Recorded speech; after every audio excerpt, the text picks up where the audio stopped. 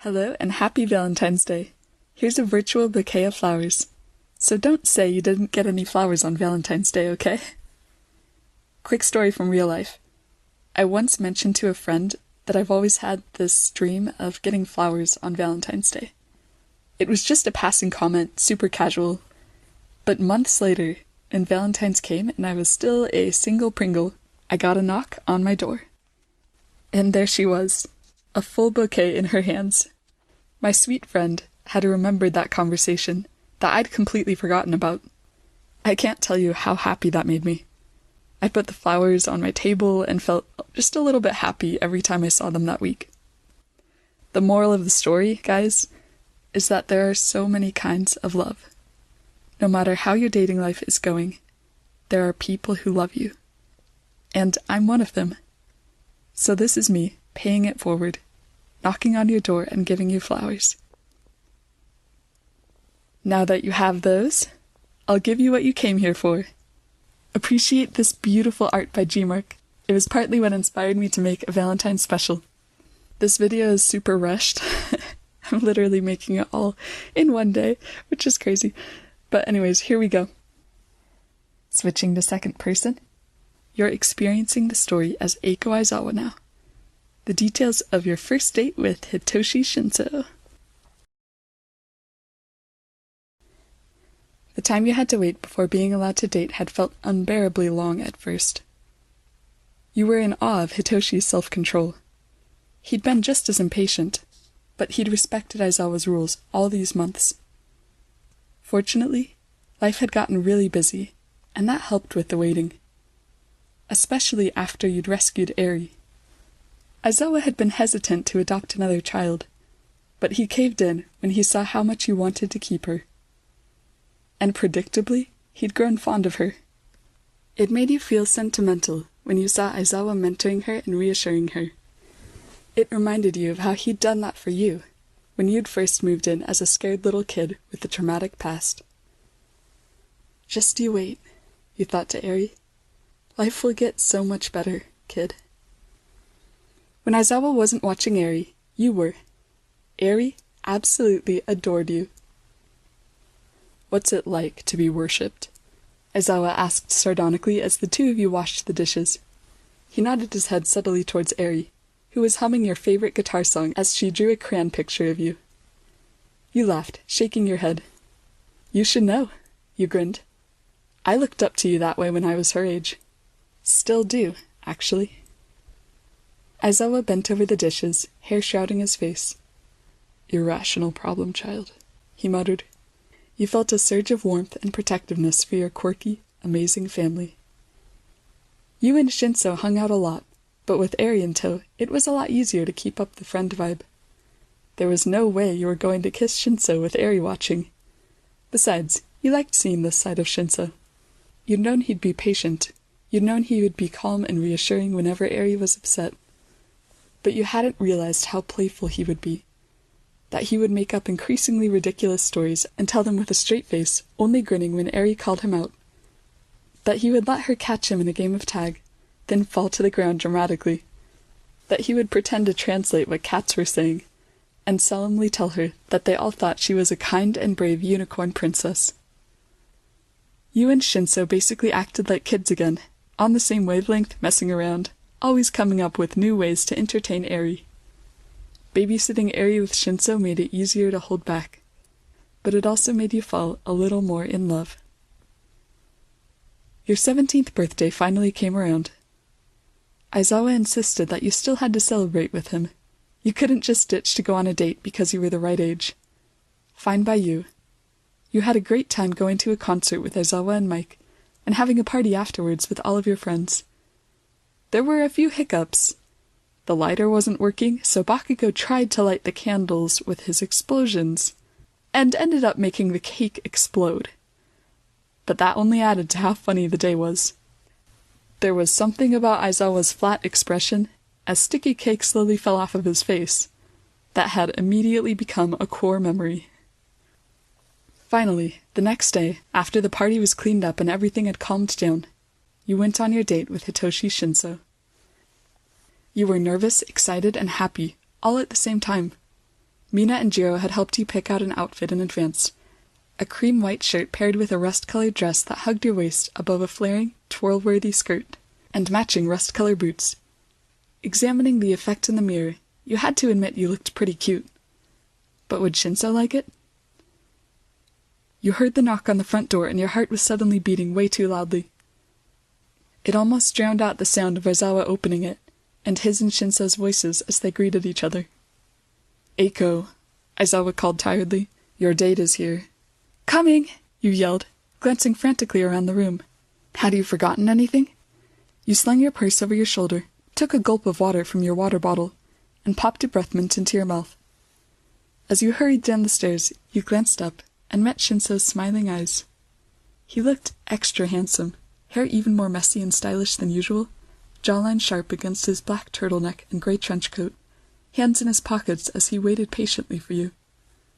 Seeing his smile made your nerves vanish, and you smiled back. "What time will you kids be back?" Aizawa questioned tiredly, reminding the two of you of his existence. SHINSOU turned to him, answering steadily, "I'll bring her back before 9, sir." "Don't go all sir on me," Aizawa muttered. "I'll see you both at 9. As SHINSOU helped you into your coat, you noticed Aizawa's odd expression. It tugged at your heart. You went back and gave him a quick hug. "Thanks, Dad," you smiled. "You've practically grown up, kid," he said gruffly. "It happened so fast." You tightened your hug, burying your face into his chest. "No matter how old I get," you joked, "I'll always be your problem child." "Yes, you will." Aizawa's warm hug made you feel like just that. You knew he hated people seeing him emotional, so you pretended not to see his misty eyes as he let you go and waved you off. SHINSOU held the door for you. Together, the two of you stepped into spring. He opened the car door for you, then strode around and swung into the driver's seat. "Amaya let you borrow the car?" Hitoshi grinned. "She was so excited you have no idea. She would let me borrow anything if it was for our date." You laughed. "So where are we going?" Hitoshi got adorably shy all of a sudden, rubbing the back of his neck.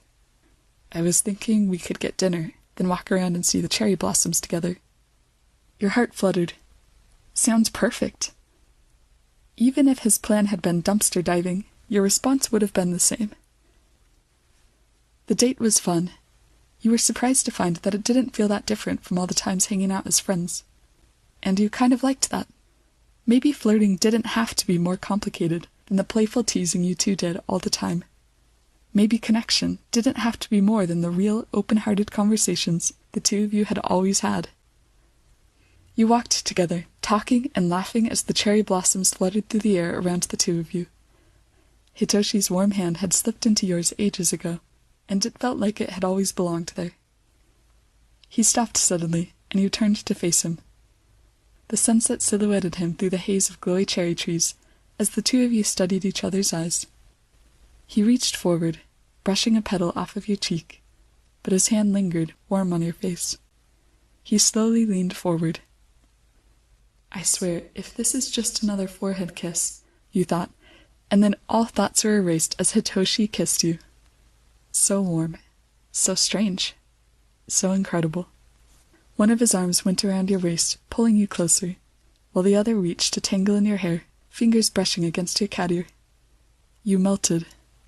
You wrapped both arms around Hitoshi's neck, kissing him back even though you had no idea if you were doing it right. Both of you finally pulled away for air. "How was that?" Hitoshi asked mischievously. It was... You were so dazed that you couldn't even speak. His laughing eyes made you pull yourself together. "Was that really your first kiss?" you demanded. "Yes." He rubbed your cat ear gently. "I've been saving it for you." Your face heated up. "How do you know how to kiss, then?" He laughed.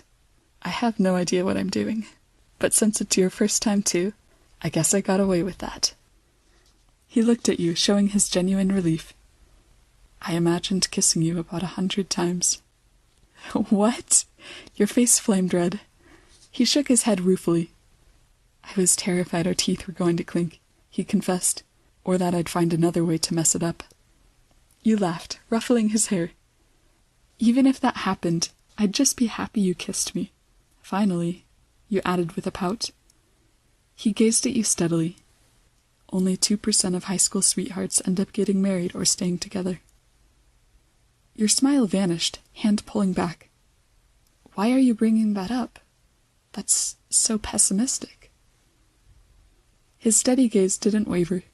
Nothing is guaranteed, he said. But I plan to be in that 2%. You're not just someone to kiss and make dumb high school memories with. You're my best friend, and I want to be with you forever. He smiled. I'm going to take this slow, because I'm playing for the long game. By way of response, you grabbed both sides of his coat lapel and pulled him down, smashing your lips against his. After a stunned moment, he relaxed, kissing you back, before pulling away to hold you. He rested his chin on top of your head. You leaned into him, listening to the sound of his heartbeat. Hitoshi was right. Nothing was guaranteed. But in that moment, you sensed how special he was. He was thinking long-term. He was thinking about your happiness. He was a true friend. In the glowing flutter of cherry blossoms, you glimpsed the future. Future years of coming back to the spot, hand in hand on the anniversary of when you started dating. Eventually joined by small hands of laughing children. Still hand in hand as Hitoshi's hair turned silver, and your laugh turned scratchy with age. Both of you supported by family and friends throughout the ups and downs of your life. What's wrong, Eiko? Hitoshi wiped a tear from your cheek, his beautiful gaze searching your face. Nothing. You swiped the tears away, smiling up at him. Nothing. It's just... the sunset is so beautiful. The end. Time for bonus content! I don't have time to read it, but pause the screen and you'll get to see 2 bonus scenes for the Irrational series, and some secrets about the hidden meanings of character names. Also, I'll upload part 2 of the Shigaraki story this weekend.